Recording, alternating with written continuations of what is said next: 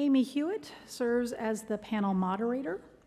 Amy is a professor and director of the Institute on Community Integration, the Research and Training Center on Community Living, and the Minnesota Lend, University of Minnesota. She has earned a national reputation as a leader in the areas of community supports to people with IDD, in the areas particularly of Medicaid policy, self-directed services, direct support workforce development, and interdisciplinary training. Bryan Boyce is the executive director of Cow Tipping Press, a nonprofit that offers inclusive writing classes for adults with developmental disabilities and publishes works written by people with disabilities. After graduating from college, Bryan taught high school English and served as the assistant director of a community-based program that worked to improve educational outcomes for children from economically disadvantaged situations. As a sibling of a brother with developmental disabilities, Bryan's work with Cow Tipping Press is intended to provide people with disabilities with opportunities to represent themselves through their writing. Syard Evans is the CEO of Arkansas Support Network, a nonprofit organization that provides community-based supports to individuals with disabilities. She started her career in the field as a DSP, working her way through probably every job in community services while earning degrees and credentials, including completing the educational program of the National Leadership Consortium. Syard serves on a number of boards, including the Arkansas Governor's Council. In 2022, she was honored with the CQL Award of Excellence for her transformative efforts in leading the Arkansas Support Network to centering humans in human services. BJ Stasio is president of the board of directors of the Self-Advocacy Association of New York State. He's here in his capacity representing that organization. He is not representing New York OPWDD. That's an error in the program. Although he has been employed at OPWDD for over 20 years, working on person-centered planning, voting issues, and self-determination training. BJ has served on a number of boards over the years, and he's currently the vice chair of the Erie County Community Service Boards for Mental Hygiene. He also has a nonprofit organization, Buffalo Racin', focused on getting people with disabilities involved in 5K races. Marian Frattarola-Saulino is the CEO of Values into Action, a network of service provider organizations that offer individualized services exclusively in people's homes and communities in New Jersey and Pennsylvania. Her career started as a DSP, and she worked her way through many jobs in community services, learning along the way from those she supported. A supporter of self-direction, Marian has collaborated with many organizations, including HSRI and Temple University, to transform systems, and has worked alongside people using services and those that support them to publish articles in Teen Vogue and NADSP's Frontline Initiative. Now, panelists, this is a PG-13 conference. This session is going to be recorded, and I ask you to try to keep the panel, and most importantly, the recording PG-13, please. And I'm going to go ahead and turn this panel over to you. Thank you. Thanks so much, Maggie, and thank you all for agreeing to join this panel. Those of you that have attended Reinventing Quality in past years know that this last session has typically been kind of a review, reflection about what people heard, saw, did during the conference. Sometimes Jerry Smith would do a video, we'd watch the video, and this year I really pushed to change it up. I think we need to hear new voices, different voices, much younger voices, and so the focus of our conversation is really going to be on paving a path forward and hearing from people who will be paving that path forward, who will be inheriting the leadership roles in the systems that we've created. And we have to keep in mind the system that you all are working in whatever capacity, was developed as an alternative to institutions. And I sometimes think if we didn't have that history, what would we have developed differently?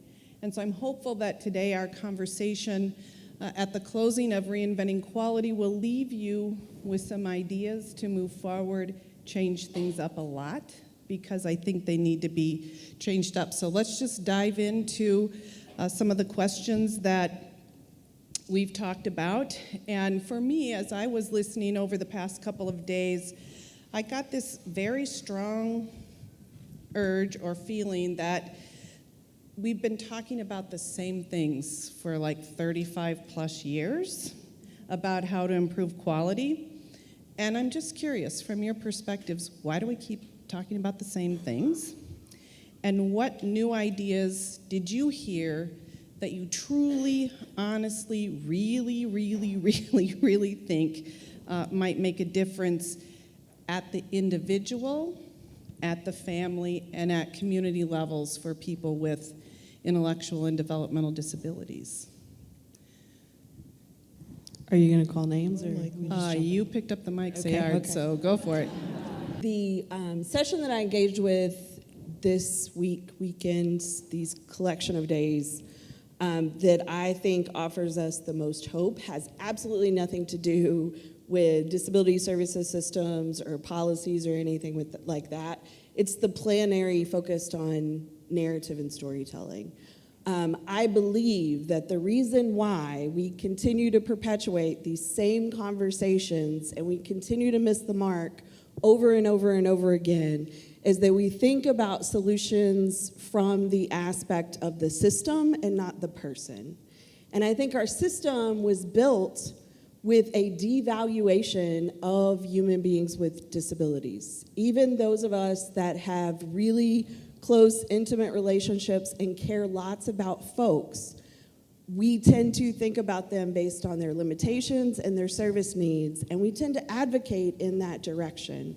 And most of us do a really terrible job of really being able to value the wholeness and the humanity of all people, right? Maybe some people who are good enough to perform certain tasks or competencies, some people that prove to us that they're able to kind of move from the masses to levels of leadership or levels of accomplishment. But one of the things that I try to do every single day in the work that we do in Arkansas, mind you, is to remind myself that every last human being that we're working with is a whole, complete, valuable, capable human being. And our job is not to fix limitations in them. It is to be able to identify that value and support and enhance it. And I think the opportunities to reframe services, organizations, leadership, structure, and to go back to what do we do as a society and as a community to really be able to hear the narratives and the stories and the vastness of every single person in these systems. Thanks. BJ, how about you? What's something new you heard that you honestly think would make a difference? Well, without all of us in this room and all of us who aren't in this room, there would be no system to worry about. We're what makes the system what it is, so therefore we have the power to change it instead of waiting for the system to regulatorily make the change, because by the time the regulations get to the people who need to know about it, they've sat at a table without those that matter at the table. Like I always say, and I've said a few times today, if you're not at the table, you're on the menu. And I'd rather be at the table giving them my thought and not be on the menu, because I might not like where I am on the menu. For me, I'd probably be in the vegetable section, and that's not me. I'm a meat and potatoes guy, but I just wish people would understand, yes, the dollars are what makes the system go, but it's people's lives that make the dollars possible to make the system go, and it should be a personal choice what the person wants to do, not what the system tells you you can do. I have spent a lot of this conference wandering the streets of Baltimore in search of vegetables, so we should have connected earlier. It's less than half the battle to help folks with disabilities live good, fulfilling, included lives. Even if we were doing everything balls to the wall to make sure folks like my brother get every opportunity they could ever want, if we're not also changing the water that they swim in, changing how people who aren't a part of the system, who aren't families, who aren't self-advocates, think about this form of human difference in the first place, we're not even getting to, that 51% mark, to, arbitrarily use numbers. So I don't think the system is designed to do a lot of external facing narrative and mindset change and shift. I don't know if that's what it needs to do, where it needs to go to, but that needs to be done in order for us to, take it the rest of the yard lines. This whole notion of reinventing, why do we feel the need to do that? If you're paying attention to the quotes behind us, we hope they're not looping too quickly, but it's, American civil rights movement, so much of this has been done. The path has been paved. I mean, sure, we've got to find our own way, and those of us who are working as professionals in this field and lucky enough to be in that role, we need to be following, but we also need to serve as guideposts along that path. The expertise that we must bring in should never supplant or replace the lived expertise. So to your point about humanity, I frame it as every single one of us, simply by being human, is inherently the experts of our own lives. Why does that work different in this system, where somehow external forces, very far removed from the actual person, the actual human, are what we focus on? And I'm speaking as a provider of services, right? And my direction now is in supporting self-direction. So it should be, the future, I believe, should be less provider managed and more about what do we as providers need to look like to authentically engage and to contribute to a person's life as they see it, not how we want it to be or how the regulations want to artificially make it to be. Thanks. So in full disclosure, I am a glasses half empty person. I've come to accept that that's okay as a researcher. I probably should be that way because I should always be looking for the more positive accomplishments. But with that, let's try a positive thing, okay? In the last 35 years, what's one thing that you think we've really moved forward and done well with? Helping people find their voice. We need to do more of it, but at least there's more of us out there who are saying things, but it's still not the most impactful thing. What I would like to see is, let's say I'm with Marian's agency, and Marian said to me, I would want you to say this for me because it'll keep my agency afloat. Odds are I probably won't say that because that's not the authentic me. It's what somebody else wanted me to say to keep the agency that serves me afloat. My answer is find somebody else to do that because our thoughts are what, all of our thoughts in this room are what make change, and we all need to be active members of making change. We can't wait for change to happen because by the time we wait for change to happen, the menu is changed. And full disclosure, we would never ask you that, and if we did, I want to know immediately.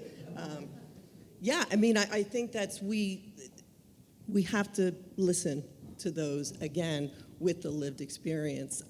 In my experience, seeing the expansion of self-direction as a way to move forward, and I know no one likes to talk about the C word anymore, COVID that is, but we learned so much from that. Aside from the tragedy and the tragedies that ensued, so much was learned about what do people really need. And wasn't it interesting to all of you how so many of the rules got relaxed during that period of time? And then how quickly they came back. Why? I think that's what we need to be asking, and I think that's a point of progress. I think that if we're not afraid to confront that, and we're not afraid to look at what did work during that time, what didn't, but what did, and we're not going back. And let's not allow ourselves to do that.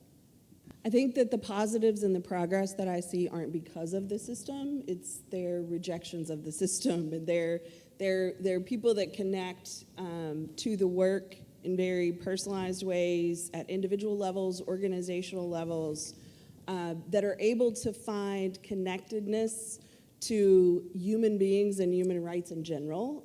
I think when we went through the period where our society was all kind of locked down and everything was shut down and people are staying in their homes, and we're seeing these images of people murdered, and there was this kind of connectedness during that time where I know a lot of good organizations within our system that learned the lessons of human rights and advocacy and systems change, not from disability regulation or policy or disability-oriented things, but from Black Lives Matters, right? Learning how to see the issues that impact folks with disabilities in the service system in the same way that we see folks that are impacted by racism and xenophobia and the patriarchy and all of these other things. And I think the progress that has begun, maybe not we've accomplished, but the progress that has begun is this opportunity for us to zoom out and really consider, to stop considering people with disabilities and disability services and start to consider human beings and human services and what it takes for all of us to really be in community together. I think back to this point of the focus has to be not just on the individual tasks that we are doing for a person with some type of limitation, but how are we facilitating and building community for all of us to be celebrated for the things that we bring to that community. And I think we've learned a lot through kind of the turmoil of the last few years that have better positioned some of us to be focused in that way. We've also seen the flip side of that, where there's this doubling down, back to regulation, back to kind of the rules and the check boxes. And I think we've just got to continue to push forward that momentum through that. My org, we don't hire DSPs, we hire creative writing teachers who want to connect along a line of difference, and they're primarily college students. And from the time that we started to now, it's been really encouraging to see things like the neurodiversity movement and disability pride associated with it and disability justice become, at least in some spaces, like mainstream conversations on campuses that kind of loop disability progress into other movements for social change. And again, to that point of changing the water we swim in, creating cultures where like disability is something to be proud of, it's something to seek out. And so it's easier even than it was 5 or 10 years ago to say, hey, do you want to work with this crowd of people who are often very segregated and don't have opportunities to share their voices? You can help shepherd those voices into a broader audience. And there's people who are like, duh, I want to do that. I just didn't know this existed. And so that's been encouraging, and I think connecting those cultures and conversations and mindsets to the very needed on-the-ground work that so many folks are up to here is an important and exciting project moving forward. I sometimes think a lot about whether what we say we do in this field is rhetoric or whether it's really true. And we talk about things like person-centeredness, self-determination. We talk about things like inclusion and belonging. But our system today only supports about a little over 25% of known persons with intellectual and developmental disabilities. So that means 3/4 of the people aren't getting anything. And most are not even known to the system. So that's one thing. And then from the very beginning, we've had horrific inequities and disparities in the structured services and supports for people with intellectual and developmental disabilities. So my question to you is, our promise of person-centeredness, supports, inclusion, access to services, is it rhetoric or reality? What are your thoughts? It's rhetoric. And it's sorry, Maggie, it's bastardized rhetoric, right? That's PG-13, Yeah, right? that's Y'all okay. back me up on that. We'll allow It's it. PG-13. The challenge is that it's language that if you really dig into it and you look at what the intent is and you look at what we're saying we want to do, right? We want to meet that human being where they're at. And we want to fully understand them and all that they bring to the table, good, bad, and indifferent. And we want to be able to empower them to direct a service system to give them exactly what they need and they want, right? That is what it would look like if we actually provided person-centered services. Raise your hand real high if you're involved in that type of service system today. No. What we've done is we've taken that language and we have built it into our regulations. And we have put these demands on a system to tell us, show us, prove to us that you're doing this thing, but we're not doing this thing. We've created good language around what we're doing in any kind of progressive way that we're doing that. We are not practicing person-centered services, but it's become the demand, it's become the requirement, and we are labeling things that are nowhere close because the regulation is there, not the actual measure of the intent and the impact of doing that. Language matters, of course, but what matters more is the attitude behind an action, right, which can be evinced by language or can be masked by language. And I don't think there's a provider today who would say, we're not person-centered, right? Everyone says they're person-centered, like everyone says they're sustainable. What does that mean anymore, right? Sorry, it's just probably the person who invented person-centered planning in this audience. But like, even I just this summer, this has been kind of mind-blowing to watch in like slow motion, real time. I've seen this with the newer concept of disability justice, an organization that I'm on the board for and helped to hire the next executive director for. The job description was like disability justice, like 5 times on every page. And then in the process, we had, a self-advocate out of maybe 10 candidates, who was one of them. One of the principles is leadership by the most impacted. And nobody wanted to move that person even past the first round. I'm like, well, if you're gonna say it, So yeah, I care less about what you say and more about what you do, though the two are of course intertwined. Any other thoughts, rhetoric or truth? Well, as somebody who trains in person-centered planning and talks about it, it has become bastardized, and it's just become a thing for agencies to do to check a box for CMS. Oh, we're doing it, it's fine. If you ask anybody, we asked them what they wanted to do today. Did you really, or did they want to do that yesterday, and you're just doing it today to make it easy on yourself? And it's just a matter of, understanding that people are people, and when you take something that is done with good intent and turn it into something it wasn't intended to be, it doesn't mean a damn thing. I don't know. I think if we were really... No, you know what I really want to do? I want to ask. I mean, those of us in the room who work as professionals, aren't we bored with it? Is there anybody that gets excited when you get to do orientation to person-centered thinking and planning? I don't know. Maybe I'm the odd girl out. I just think that we should be so much further along. That's one thought. And the other thought is, if we were really doing it and making people make it happen for themselves, then why would we need conferences about it? Why would we need regulation about it? Why would we need surveys about it? Why would there have to be paid positions in an organization about it? And instead, that money going to direct support professionals, because aren't we bored with that conversation too? You mean with the expertise in this room, let alone throughout this nation and in this world, we can't figure out a way to pay people a decent living wage? I mean, I don't know if you're with me on that. I'm just saying, not only am I bored, I can't imagine being a person who relies on support and having to listen to us talk about it over and over again. And I love my researcher friends, and they build great surveys. But if we can't get people to honestly fill them out because they're afraid of the sanctioning against them by their employer, then what good does it do?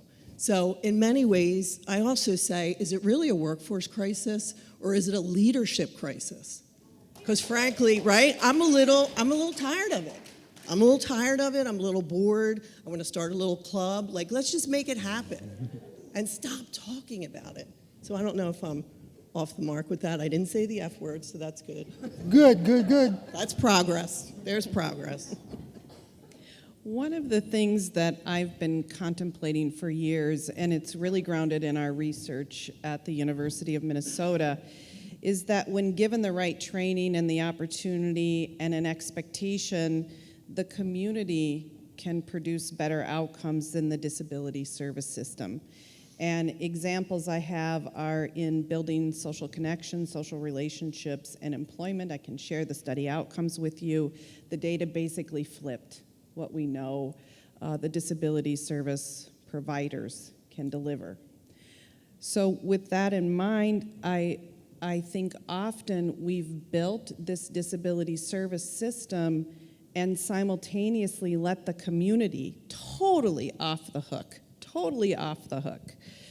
What do we need to do to change or to intervene at that community level to create better inclusion and to bring better outcomes to people's lives? Introduce the community to people with disabilities, not because it's billable. God, if it's billable, it's all good. But the communities are where we live and where we belong and where we need to be, because your community is where the most important change happens, because it's where you are, it's where you live, it's where you're known, it's where people get to know you. Like most people in Buffalo, where I'm from, like, oh, there goes BJ, just let him go, he'll be fine. I had somebody ask me where my staff was. He was trailing me, for lack of a better term, because if you walk too slow, I'm just going to take off on you. So I was like, he's about a mile down that way, and just tell him if you see him, by the time you get to him, tell him I turned the corner and to call me when he gets where I am, so I know he's alive. So, What do we need to do? I think this goes back to that narrative and mindset shift piece too. I like the idea of like demand-driven inclusion, where if the way everybody who's not in this room thinks of folks with intellectual and developmental disabilities is like, oh yeah, that's someone who's got this diagnosis and that sucks, and there's this system that takes care of them, all good. Then you have a status quo of segregation, which also means inequity. We all know that, right? If the way people think about folks like my brother is that, the way I have been fortunate to know from a child growing up is that this is a rich form of human difference. This is someone who's cool and unpredictable and I can learn things from, and I'll have a great time going to the Mall of America with and seeing professional wrestling and staying up all night talking because you can't sleep because there was a med change. Like, that was a great weekend. And I think just like a lot of other forms of diversity, I think a process of saying, hey, connecting across a racial line of difference or, gender identity, LGBT, et cetera, it's cool and good for me to have a diversity of connection in life. I want to seek that out. This is too commodifying, but in some settings it's like pay to learn and know about this form of diversity, right? There's a lot of value to disability as an identity and form of difference, and I think the rest of the world needs to know that. And that's, again, not what we always have capacity or system or organizations that are designed to do. I think it goes back to your point about the humanness, so. I think all of those things, and we have to own our role in building barriers around the people that we support. Services in and of themselves disconnect the human beings that we support from other human beings. And that should be the exact opposite of what we're here to do. That should be the exact opposite of what we show up every day. It goes back to that being able to, first and foremost, meet the human being that you're serving where they're at, be able to identify all that they possess and the complexity of who they are, and then seek to create those opportunities and connections for those folks. That's not what we do. We have vans labeled with provider logos, and we have housing settings where people are congregated and put in place because it is more economically sensible for us to support people in those environments, and we lock doors, and we really create additional barriers. Every human being has barriers to finding their people and connecting on those things that we share, right? Some of my friends, I do not. I can connect with people in any setting, at any hotel bar, any time. But I can't. she cannot. She cannot.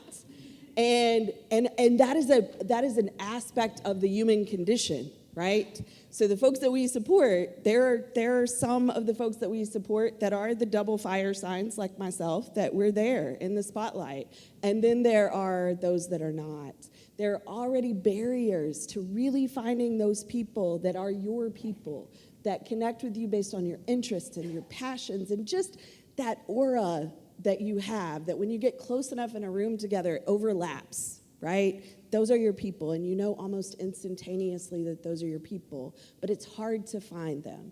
For some of us, it's really hard to find them just based on our personalities. For the folks that we support, it's even harder to find them because their aura is getting blocked by you, right? We're not engaging the world around the people we support like the people we support are really people.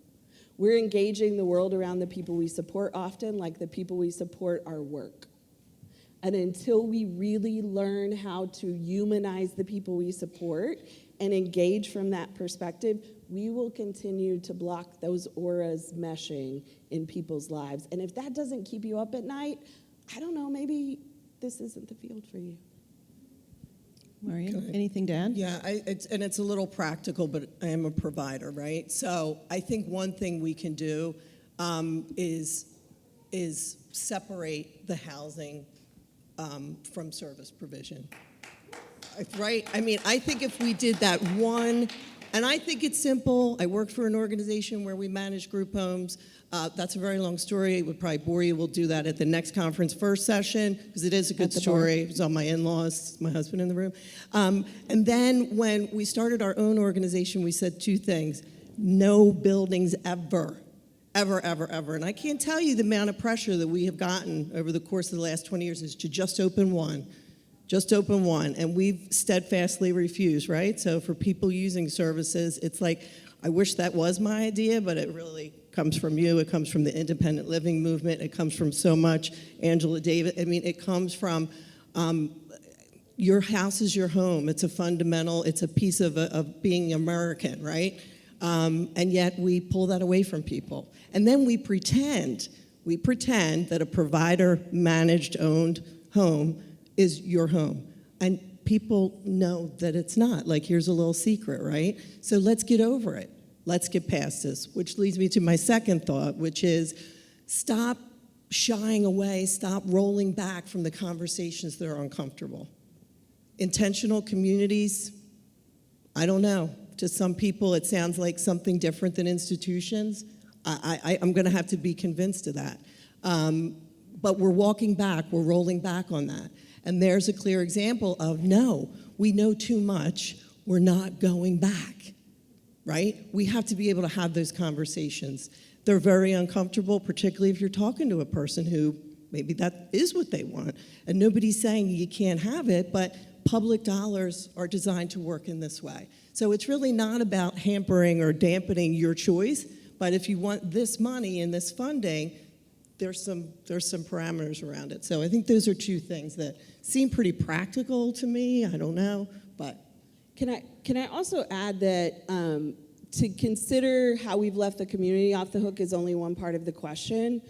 We've also robbed the community, right? That communities that really open up and learn how to welcome and include everyone are better communities. They have a higher quality of life, they have better outcomes for their communities, they're just better places to be, and they learn how to recognize and value the worth of every member of their community, not just folks with disabilities. And so by our kind of circling the wagons around the people we're supposed to support, we've not only done a disservice to those folks in really being truly welcomed into community, we have also robbed our own communities of that value and of that asset.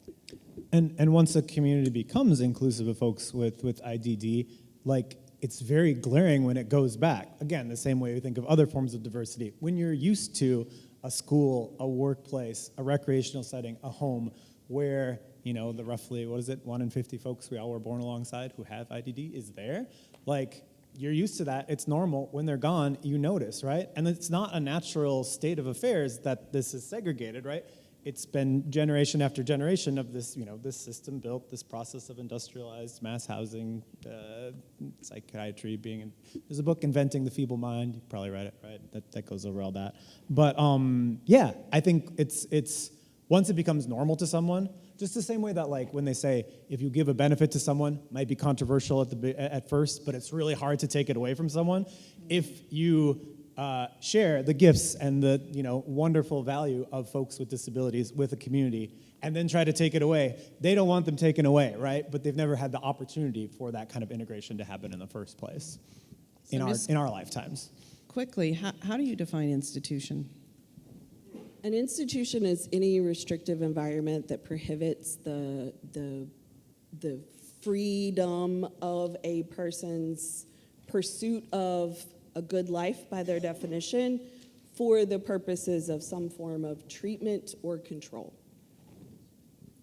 And I would say the people with lived experience would be in the best position to define an institution, but from my perspective as a professional, it would be exactly that. Like, we can talk about the person making that choice, and I would always question, was it really their choice, or was it part of the barriers that we have placed around people that think they know better for?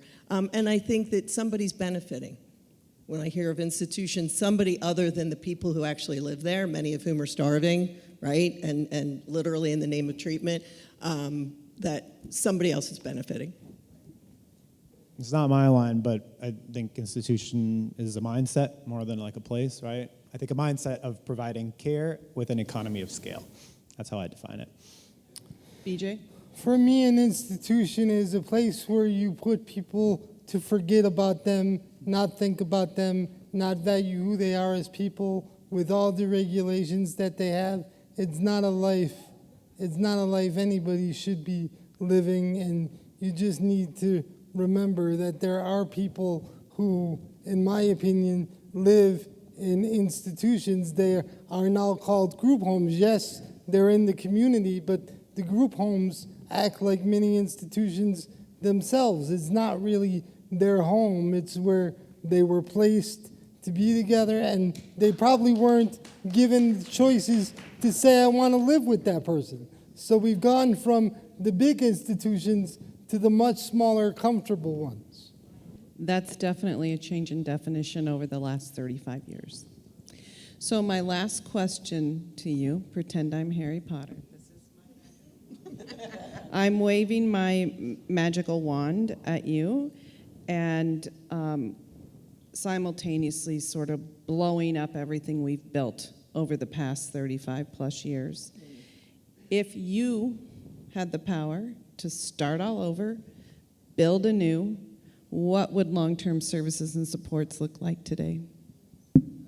They'd be invisible. They'd be invisible because control of the budgets would be with the person, where most of the authority should be. The support that they need to use that money, that funding, and those resources in ways that are important and relevant for them to have a good life by their own definition would be in place, and we wouldn't see it. We wouldn't have to have conferences. Instead, the money could go to DSP salaries and benefits.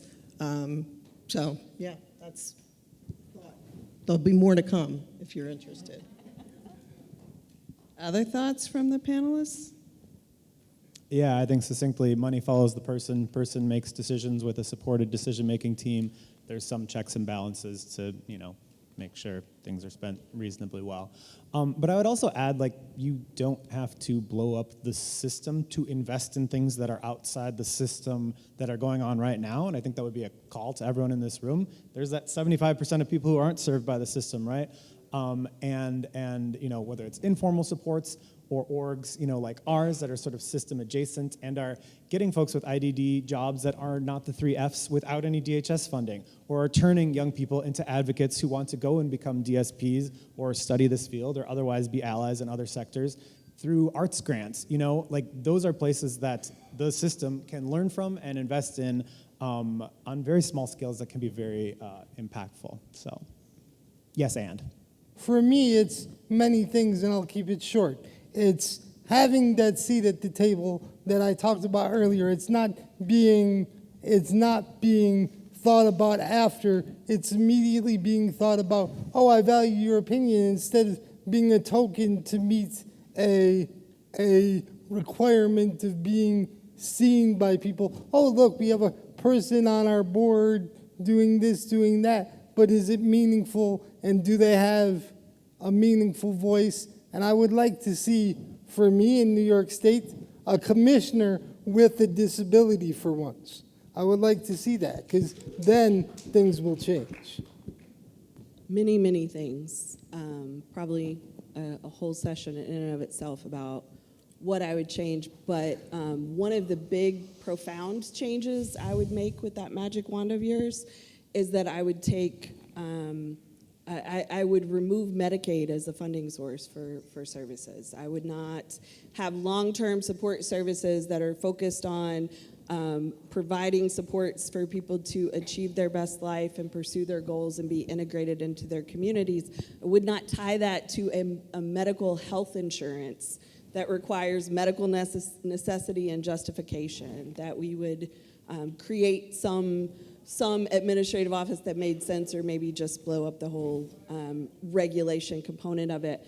But that the work that we did would not be focused on achieving clinical professionalism, and that the leaders of our industry would not be folks with alphabet soup after their names, but that we would really have a system that facilitated complex human community development over, medical necessities of disability curriculums and priorities, and that we would ensure that this was a system that was led, directed by, valued the expertise, and honored people actually receiving services from the system. That we would not look like this. This group of people would not be this group of people, that our industry would be driven by the folks that are most impacted by this work that we do.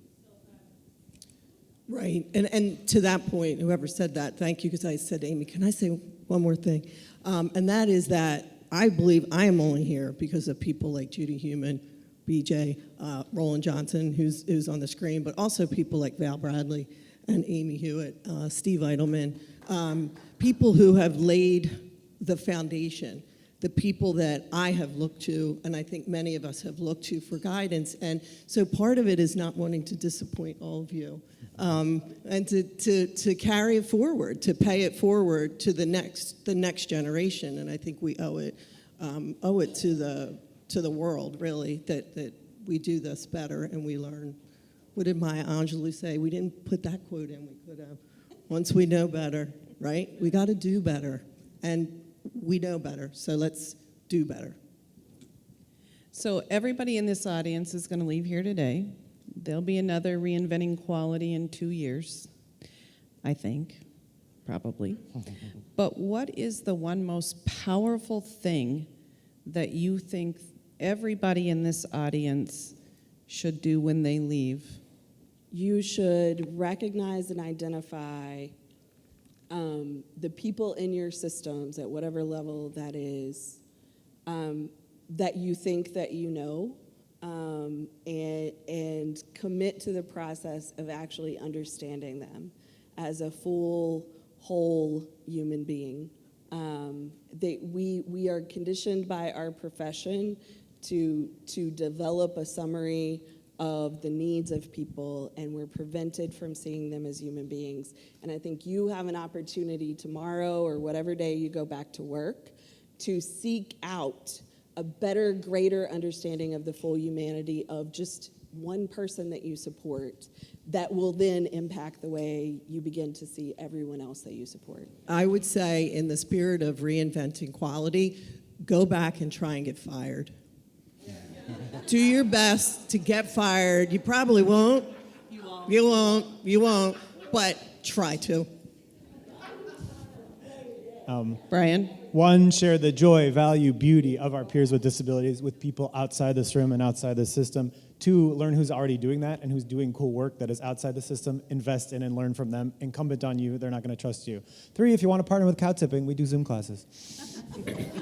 And Do that. BJ? For me, continue to ask why, because when you continue to ask why, that's when change happens. When you accept the given answer and you don't ask why, change doesn't happen. Thank you. My last comment will be, in the last 35 years, I think this is evidence that we've grown new leaders and new ideas. And thank you so much for sharing your ideas and saying some of the things that are hard to say to your peers. Thank you. Thank you.